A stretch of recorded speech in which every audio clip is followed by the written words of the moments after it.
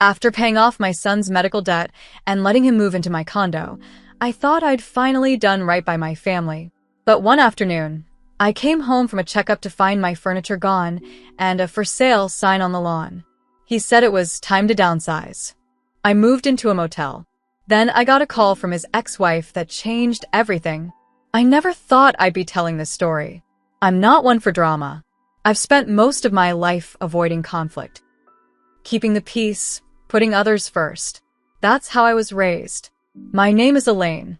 I'm 67, widowed, and retired from a job I gave my whole life to. I live, or used to live, in Clearwater, Florida. Quiet condo, nothing fancy. 3 bedrooms, a little patio, walking distance to the grocery store. I worked 38 years in accounting, balanced books, helped small businesses survive audits, and always lived beneath my means. My husband passed away 10 years ago. Cancer. After that, it was just me and my son, Jeremy. Jeremy is 39 now. He used to be different when he was younger, funny, kind, always calling me mama with that grin. But somewhere in his 20s, things shifted. He got cocky, always chasing money, talking about flipping houses or crypto or whatever the next big thing was. He never stayed at a job long, never saved a dime. Still, I helped where I could, paid his rent a few times, helped with lawyer fees during his second divorce. He always said, "I'll pay you back, Mom." But that never happened. Then last year, he called crying. He had cancer, stage 2 colon, said the treatments were brutal and insurance wasn't covering everything. He sounded so scared. I didn't even hesitate. I told him I'd take care of it. I emptied nearly half my 401k, about $93,000, to pay off his medical debt. Some of it directly to the hospital, some to credit cards. I thought, maybe this will finally pull him out of whatever hole he's been stuck in. He thanked me, cried over the phone, said he'd never forget it. A few months later, his apartment lease ended. He said rent was skyrocketing. So I told him to move in with me, just until he got back on his feet. He moved into the guest room, brought a few boxes and a TV. At first, it felt kind of nice to have someone in the house again. I made him breakfast some mornings. We watched old movies on the weekends. I thought maybe this was our second chance to be close again. But things started to change. He was always on his phone, pacing around the patio, whispering about clients and moving product. I didn't understand any of it. Then his friends started coming around. Loud guys in their 30s, drinking beer, smoking in the garage. I asked him to keep it down, and he laughed like I was being dramatic. I started noticing things missing. My iPad, some old jewelry, my husband's cufflink box. When I asked Jeremy, he said I probably misplaced them. "You're getting older, Mom," he said. "You should keep track of your stuff."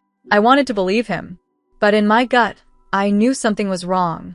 Then came the day everything changed. It was a Tuesday. I had a checkup with my cardiologist, just routine. I was gone about 3 hours. When I came home, I pulled into the driveway and slammed on the brakes.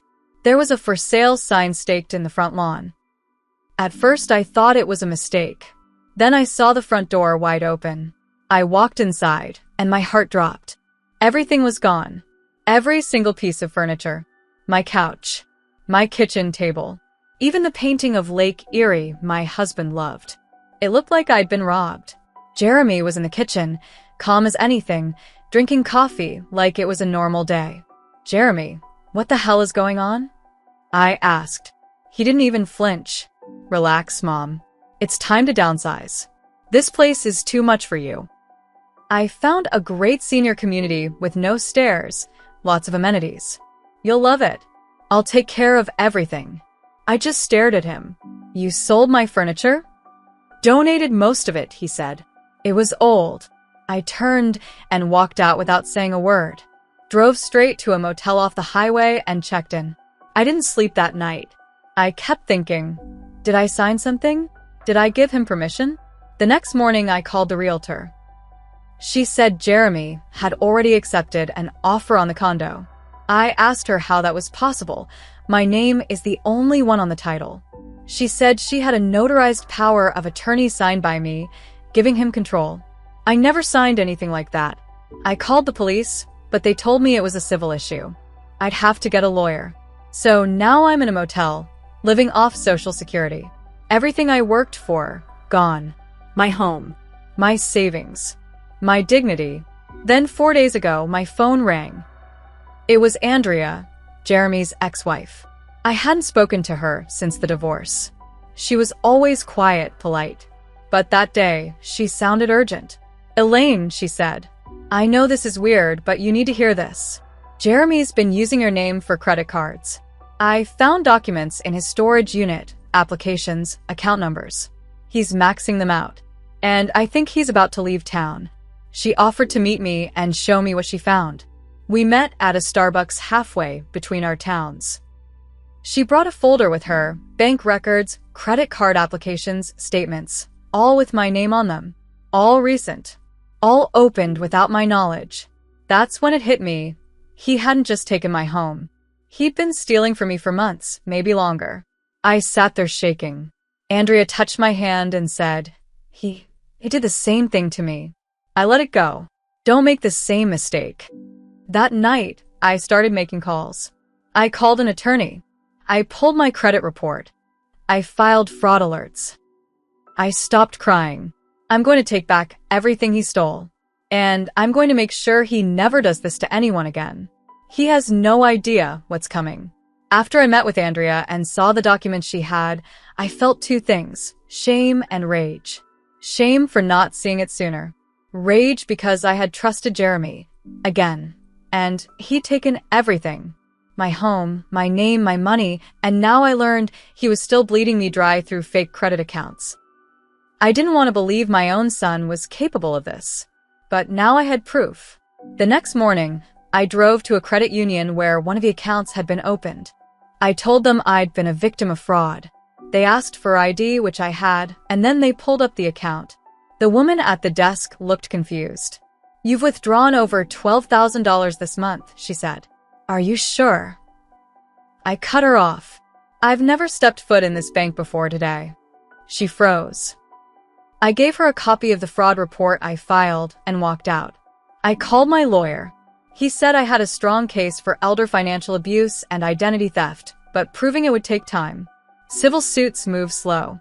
He told me to gather every document, every message, every name I could find. That's when I remembered the mail. Back at the condo, Jeremy used to collect the mail before I even got to it. Said he was helping. I never thought twice. But now I wondered what he'd hidden. I went to the post office and asked if any mail had been forwarded. The clerk looked it up and said, "Yep.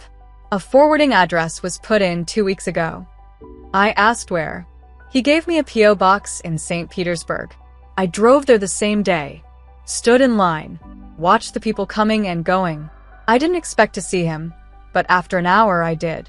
Jeremy pulled up in a rented black SUV. New sunglasses. Clean shaved. Looked like he didn't have a care in the world. He didn't see me. He walked inside, opened the box, and pulled out a stack of envelopes. Some had my name on them. He was still using me. I took a photo of him walking out. Another of the plate. Then I followed him at a distance. He drove 10 minutes to a high-rise near downtown. Gated.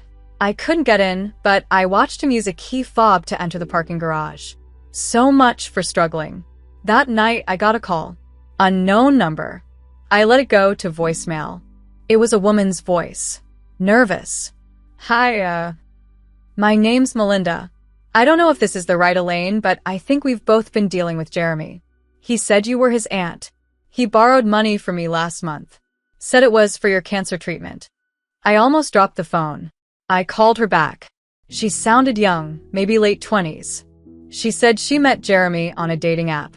He told her I was dying, that I didn't have insurance, that he was all I had. She gave him $5,000. I asked her to send me any texts or screenshots. She did. It was him. Same style. Same lies. By the end of that night, I'd counted 4 open credit lines, 2 women who'd sent money, and a fake GoFundMe using a photo of me from last Thanksgiving. He had turned my life into a scam. And the worst part? People were falling for it. I met with my lawyer again. He told me I needed to stop just collecting evidence and start fighting back. Legally. Publicly. So I made a police report. Again. This time I brought proof, documents, bank records, screenshots. The officer actually listened, took notes, filed a case. But Jeremy's not stupid. He must have gotten wind of something because 2 days later, I got a notice from the bank. Another attempt to withdraw funds from a line of credit I didn't open. Denied this time because of the fraud alert. Then, that same night, someone broke into my motel room. They didn't take anything. But the door lock was busted, and my suitcase had been unzipped. Whoever it was wanted me to know they could reach me. That's when I knew this wasn't just about money anymore. He was getting nervous. Maybe desperate. Maybe dangerous. But I wasn't scared of him anymore. Because by then, I had already contacted someone I hadn't spoken to in 20 years. Jeremy's father.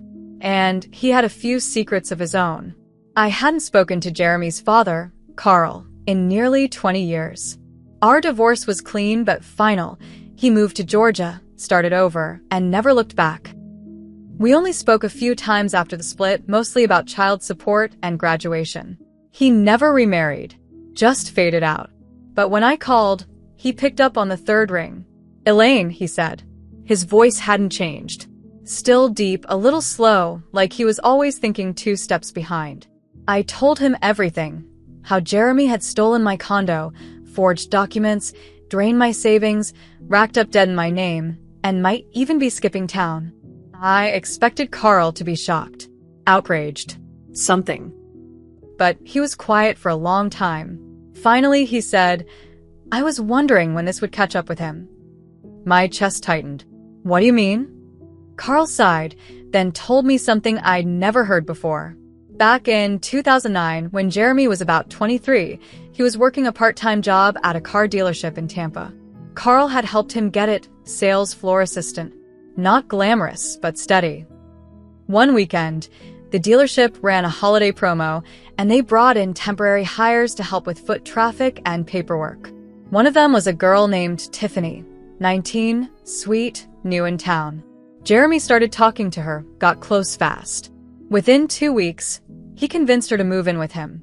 That was normal for him. Fast attachments. But then, suddenly, Tiffany's parents called Carl in a panic. She was missing. Her phone was off. Jeremy was the last one she was seen with. Police opened a case. Jeremy claimed she left him and went back home. No foul play was ever proven.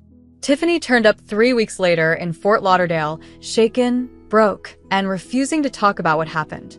Her family picked her up and moved out of state. No charges were ever filed. But after that, Carl said Jeremy changed. He got colder, more manipulative. That's when Carl started pulling away. Said he saw something in his eyes he didn't want to see again. I sat there frozen, gripping the motel phone like it was a weapon. So this wasn't just about me. It wasn't just bad choices or desperation. It was a pattern. Manipulate. Use. Disappear. And now he was using my name to do it again, across banks, women, fake charities. And still walking free. That same night, I heard from Melinda again, the young woman he scammed on the dating app. She said she told one of her friends, who then said, "Wait, I think that guy messaged me, too." Turned out Jeremy had profiles on 4 different dating apps, using slightly different names, but the same story. Single dad caring for a sick mom. I asked if they'd help me go public.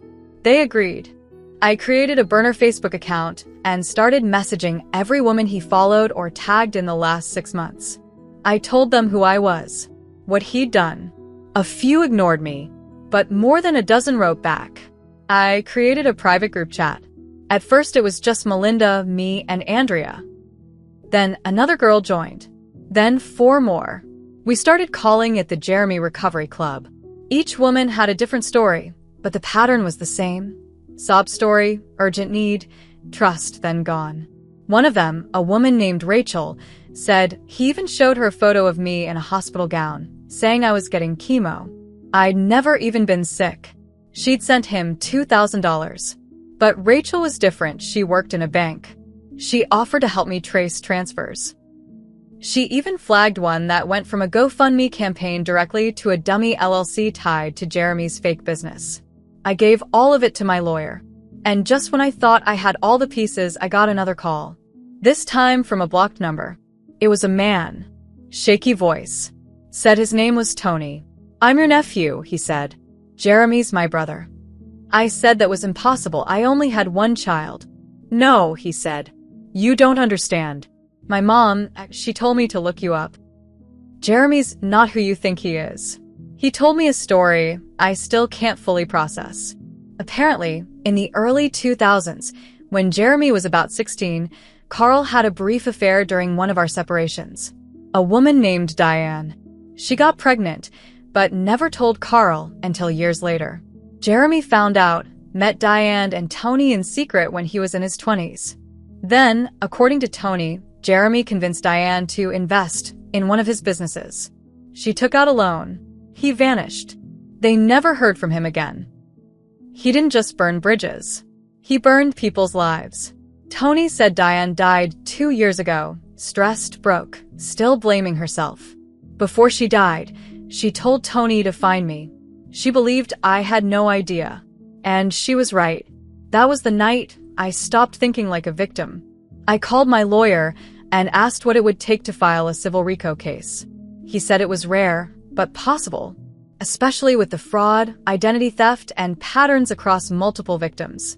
Then I made one more call to the local news, and I told them everything, because if the legal system needed more pressure, I was going to give it to them. Jeremy wanted to disappear?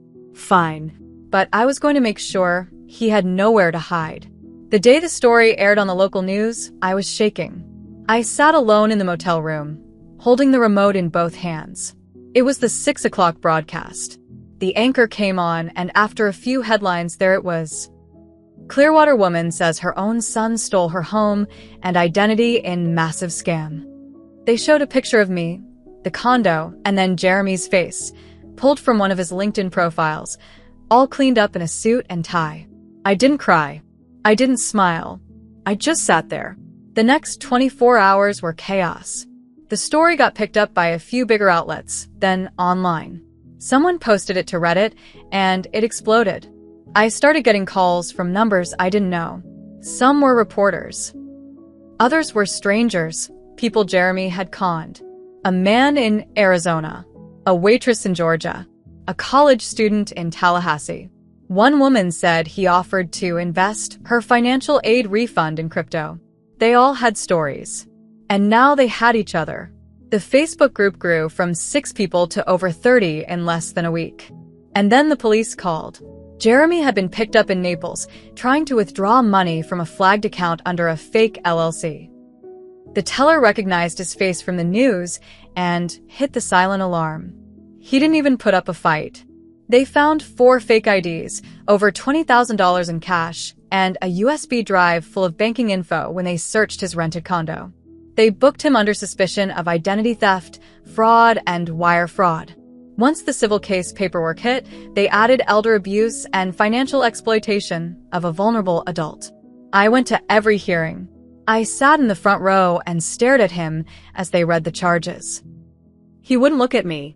His public defender tried to argue mental health, financial stress, addiction. None of it mattered. The evidence was too solid. And the news coverage meant no deals. It took months. But the outcome?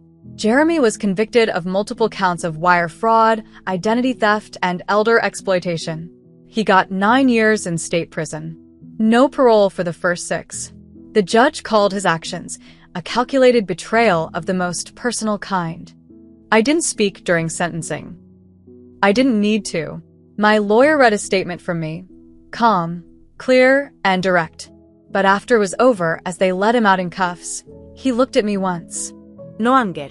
No epalegi. Just that empty, blank stare he always gave when he was caught. Then he was gone. Legally, I was able to void the fraudulent sale of my condo and regain ownership. It took time, lawyers, and a mountain of documents, but I got my home back. I walked back into that empty condo 6 months later.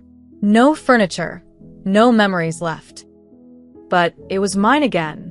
I replaced the locks, painted the walls, got a second-hand couch, and I put every piece of mail in my own hands from then on. The credit mess took longer. Some accounts were wiped clean under fraud protection. Others I had to fight tooth and nail to remove. I'm still dealing with some of it. But I have a case manager now. I'm not alone. I still hear from the other women sometimes. Melinda got her money back through a victim's fund. Andrea went back to school. Rachel, the banker, started a nonprofit to help women recognize fraud signs early. And me? I moved on. I joined a support group. I started writing again. I even spoke at a community event about elder fraud, stood up there with a microphone and told people, you're never too smart or too careful. Trust can blind you. I see it now plain as day. Jeremy didn't just steal from me. He used love as a weapon. But in the end, I used the truth as mine. And the world saw him for what he really was.